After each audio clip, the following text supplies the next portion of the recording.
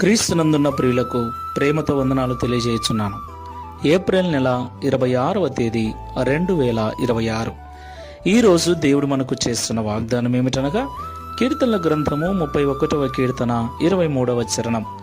యెహోవా భక్తులారా, మీరందరూ ఆయనను ప్రేమించుడి. యెహోవా విశ్వాసులను కాపాడును.